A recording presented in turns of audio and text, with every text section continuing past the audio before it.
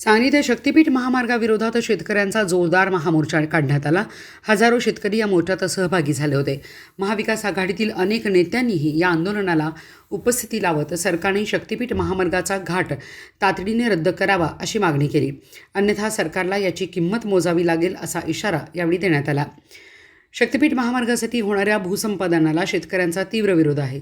याच पार्श्वभूमीवर सांगलीत हजारोंच्या संख्येने शेतकरी रस्त्यावर उतरले। या महामोर्चात राष्ट्रवादी काँग्रेसचे नेते जयंत पाटील, स्वाभिमानी शेतकरी संघटनेचे राजू शेट्टी, काँग्रेसचे सतेज पाटील, माजी मंत्री महादेव जानकर आणि खासदार विशाल पाटील यांच्यासह विविध नेते सहभागी झाले। जयंत पाटील यांनी सरकारला शक्तीपीठ महामार्गाचा निर्णय पुन्हा विचारात घेण्याचे आवाहन केले। जनतेचा या प्रकल्पाला विरोध असून सरकारने हा महामार्ग तातडीने रद्द करावा अशी मागणी त्यांनी केली। तसेच सरकारच्या तिजोरीतील निधी आणि प्रकल्पाच्या खर्चावरूनही त्यांनी सरकारवर निशाणा साधला। गेले वर्षभर आपण व्यक्त केलेले आहे। आज सांगली जिल्ह्याच्या वतीनं या ठिकाणी ज्या ज्या गावामधून शक्तीपीठ जातोय त्या त्या गावातला नागरिक या ठिकाणी आलाय, शेतकरी या ठिकाणी आलाय।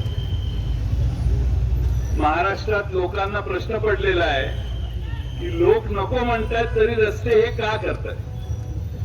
लोकांना कळेना की आम्ही आमचे पानंद रस्ता मागतोय, गावाला जोडणारा रस्ता मागतोय, तो दिना झाले, पण आम्ही कधीच अर्ज केला नाही असा शक्तीपीठ महामार्ग हे सरकार का करते।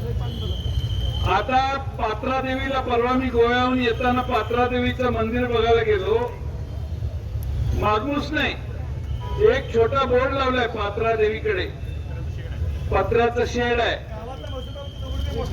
गावातल्या मसोबाचा दगड पण त्या पात्रादेवीपेक्षा मोठा आहे, पण मी पात्रादेवीचा अवमान करणार नाही। आपली देवी आहे, आपलं काय अपेक्षा नाही, पण पात्रा देवीला जाण्यासाठी रस्ते आहेत, मार्ग वेगळे आहेत। त्यामुळं माझी सरकारला पुन्हा एकदा शेवटची विनंती आहे की सरकारने हा शक्तीपीठाचा महामार्ग काढण्याचा उद्योग बंद करावा। जनतेचा विरोध काय आहे हे आपण बघता। एवढे आमच्या भगिनी आलेल्या आहेत, भगिनी कधी सहजासहजी रस्त्यावर येत नाहीत, पण त्यांच्या जमिनीला, त्यांच्या नवऱ्याच्या, त्यांच्या पोराच्या जमिनीला तुम्ही धक्का लावायला लागला म्हणून आज फक्त एवढ्याच महिला आल्या आहेत। कदाचित हे सतत पुढे जात राहिलं तर 10-20 महिला या ठिकाणी जिल्हाधिकारी तुम्हाला भेटायला येऊ शकतात। आज राज्य सरकारच्या समोरच्या समस्या काय आहेत? राज्य सरकारच्या तिथे आझाद मैदानात परवा उपोषण झालं। उपोषण शेतकरी करतो, महिला करतात, आमच्या अंगणवाडीच्या सेविका करतात, आमच्या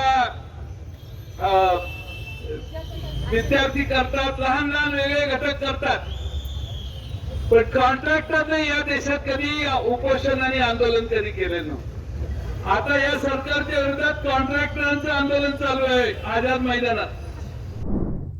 शक्तीपीठ महामार्गासाठी होणारी संयुक्त मोजणी कोणत्याही परिस्थितीत होऊ देणार नाही असा निर्धार शेतकऱ्यांनी करावा असे आवाहन राजू शेट्टी यांनी केले। सरकारकडून कायदेशीर प्रक्रियेचा अवलंब केला जात नसल्याचा आरोप करत त्यांनी शेतकऱ्यांना या लढ्यात एकत्र येण्याचे आवाहन केले। एक तर सरकार पूर्णपणे बेकायदेशीर काम करायला लागलाय। संविधानानुसार, कायद्यानुसार आम्हाला जो अधिकार दिलेला आहे त्यानुसार एकदा सरकारनं नोटिफिकेशन काढल्यानंतर आम्ही त्यांच्या विहित नमुन्यामध्ये आणि त्यांनी दिलेल्या मूर्तीमध्ये हरकती नोंदवलेल्या असताना खरं तर त्याचं हिअरिंग घेऊन त्याचा निकाल द्यायला पाहिजे होता, पण तो निकाल न देता आज या ठिकाणी माळशिरसचे के पाटील साहेब आले। त्यांनी आम्हाला सांगितलं की प्रत्येक गावाच्या गाव चळवळीवर संयुक्त मोजणीच्या नोटिसा लावल्यात। शेतकऱ्यांच्या पर्यंत जायची हिंमत सुद्धा देणार नाही, म्हणून गाव चळवळीवर नोटिसा लावायच्या आणि एक दिवस रात्री अपरात्री चोरासारखा यायचा आणि मोजणी करायचा। हे कारस्थान हे लोक करण्याची शक्यता आहे। खरं तर या सांगली जिल्ह्याच्या बाबतीत बोलायचं तर मला एवढंच सांगायचं आहे, जिल्हाधिकारी ऐकत असतील आज जाऊन मी बोलणारच आहे। हा क्रांतिशील नाना पाटलांचा जिल्हा हे विसरू नका। चोरासारखा रात्री अपरात्री जमिनी मोजायला जर आला जर जी ट्रीटमेंट आम्ही दरोडेखोरांना देतो तीच ट्रीटमेंट पोलिसांना दिल्याशिवाय सोडणार नाही. एवढे कर्तव्य तत्पर पोलीस असतील तर त्यांना माझा सल्ला आहे, अरे नदीकडच्या मोटरीच्या आमच्या केबली चोरीला झालेल्या त्याचा शोध घ्या. इकडं गावोगावी गांजा तरच खुल्या आम विकायला लागलाय त्याचा शोध घ्या. चेन चोरा लागल्यात, मंगळसूत्र लागला, आमच्या मुली मुलींच्यावर बलात्कार व्हायला लागल्यात त्याचं बघा. आणि ते बघायचं सोडून या चोरांच्यासाठी या चोरांना लुटता यावं म्हणून तुम्ही त्यांना संरक्षण देऊन रात्री येत असाल तर तुम्हाला संविधानानं आम्हाला सुद्धा काही अधिकार दिलेले आहेत. त्या अधिकाराचा वापर करून तुमचा बंदोबस्त केल्याशिवाय सोडणार नाही एवढंच मला सांगायचं आहे. आणि आपण सुद्धा एक निर्धार करूया. शक्तीपीठ महामार्ग रद्द करण्याचे आश्वासन निवडणुकीपूर्वी देण्यात आले होते. मात्र आता त्याच प्रकल्पाचा घाट घातला जात असल्याचा आरोप सतेज पाटील यांनी केला आहे. तब्बल 1,10,000 कोटी रुपयांचा खर्च करण्याऐवजी हा निधी गडकिल्ल्यांच्या संवर्धनासह जनतेच्या गरजेच्या कामांसाठी वापरावा अशी मागणी त्यांनी केली आहे. एका बाजूला संजय गांधी निराधारचे पैसे मिळत नाहीत, एका बाजूला 1,10,000 कोटी खर्च करायची भाषा हे सरकार या ठिकाणी करतंय. आणि म्हणून आमचा विरोध आहे. तो गरज नसलेला हा महामार्ग रद्द करावा ही आम्हा सगळ्यांची भूमिका आहे. आणि पैसे जास्त झाले असतील तर आमची सरकारला विनंती आहे, 500 कोटी रुपये छत्रपती शिवाजी महाराजांच्या गड किल्ल्याला द्या. बरोबर आहे ना? 500 कोटी रुपये गड किल्ल्याला द्या. या राज्यामधल्या 22,000 ग्रामपंचायतींना जयंत 1 कोटी रुपये द्या. निदान गावातले रस्ते व्यवस्थित या ठिकाणी होतील, निदान गावातले रस्ते व्यवस्थित होतील. या महामार्गाला जोडणारे हायवे तिथले खड्डे या ठिकाणी भरायचं काम करा. 1,10,000 कोटी खर्च कसं करायचं हा तुमच्या पुढे प्रश्न असेल तर आमच्याकडे माजी अर्थमंत्री आहेत, आम्ही तुम्हाला सुचवू काय करायचं. हे सरकार सत्तेत आणण्यात आमची ही चूक झाली अशी खंत व्यक्त करत महादेव जानकर यांनी सरकारवर जोरदार टीका केली आहे. आगामी विधानसभा निवडणुकीत सरकारला धडा शिकवण्याचा इशाराही त्यांनी दिला आहे. पाटील साहेब, माझ्या आणि राजू शेट्टीची चूक झालेली आहे. आता ती चूक दुरुस्त करण्यासाठी तुम्हाला पुढचा काळा काढला आहे. छत्रपतीच्या दारात पेशवे कामाला होते, माझ्या पेशव्यांच्या दारात छत्रपती कामाला गेले. हे दुःख मोठं झालं आहे, हे कुठेतरी बदललं पाहिजे म्हणून साठी आज आम्ही सारी मंडळी एकत्र आलोय. माझी आपल्याला केळकरची विनंती आहे, लाडक्या बहिणीच्या माध्यमातून हे लाडक्या बहिणीला 1,000च्या माध्यमातून हे केलं. आमच्या जाधव ताईने मला चिठ्ठी दिली, लाडक्या दिदी काय लखपती झाले नाही, त्या भिकारपती व्हायच्या अवस्थेत झालेल्या आहे. त्यांची जमीन काढून घेतल्यानं त्या लखपती कशा होणार आहे. म्हणून माझी तुम्हाला नम्र विनंती आहे, जालन्यामधल्या परभणीच्या लोकांनी विरोध केलाय, हिंगोलीच्या लोकांनी, लातूरच्या लोकांनी, सोलापूरच्या आमच्या केके पाटील, सांगली, सातारा सर्व तमाम लोकांचा विरोध आहे. तुम्ही अशी जनतेत रोडवरची लढाई जिंकण्यासाठी तुम्ही आम्हा मंडळीला साथ द्या. विधानसभेने लोकसभेत सुद्धा यांचं पाणीपत केल्याशिवाय आम्ही राहणार नाही एवढं आपल्याला तुम्हाला सांगतो. आणि शक्तीपीठ मार्ग नोटिफिकेशन कॅन्सल करावं एवढं आवाज करून आपले जागेतो. जय हिंद, जय भारत. शेतकऱ्यांच्या जमिनी घेण्यासाठी सरकारला घाई आहे, मात्र नागरिकांच्या सुरक्षेच्या प्रश्नाकडे दुर्लक्ष केले जात असल्याचा आरोप खासदार विशाल पाटील यांनी केला.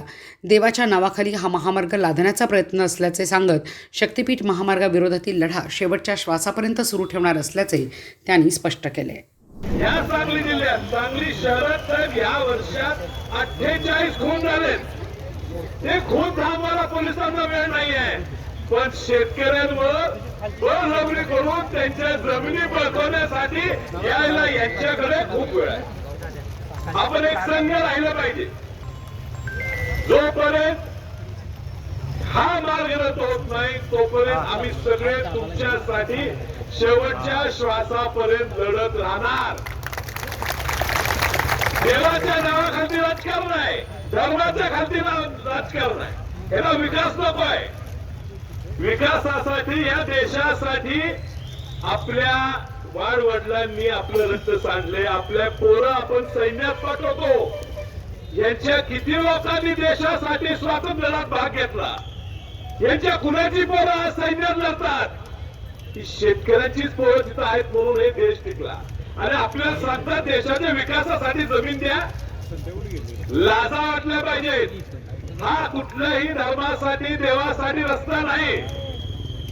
पंढरपूरच्या विठ्ठलापासून 100 किलोमीटर लांब न्यायला रस्ता आता तुळजापूरपासून लांब न्यायला. हा रस्ता देवासाठी नाहीये. आज आपला मोर्चा निघाला, आज इथं दुसरा हिंदू मुस्लिम पण मोर्चा निघाला. यांचं फक्त धर्माचं नाव जातीचं नाव करून राजकारण करायचं आहे. जर 1,00,000 कोटी महाराष्ट्राच्या प्रत्येक तालुक्यात विमानतळ होईल, 200 कोटी विमानतळ तयार होते. याला रस्त्याला 1,15,00,000 कोटी घ्यायचे. फिरू देत, आमच्या जमिनी आमच्याकडे राहू दे. विमानाने आम्ही शेतकरी देवाला जायला तयार आहे. आमच्या जमिनीकडे पुन्हा डोळे उडून सुद्धा टाकून सुद्धा बघायचं नाही. हे आमच्या हक्काची जमीन आहे. विचार करा, शेतकरी संपला. आधी जमिनी दिल्या अदानीला बिल्डिंग बांधायला, अदानीला कारखाने बांधायला.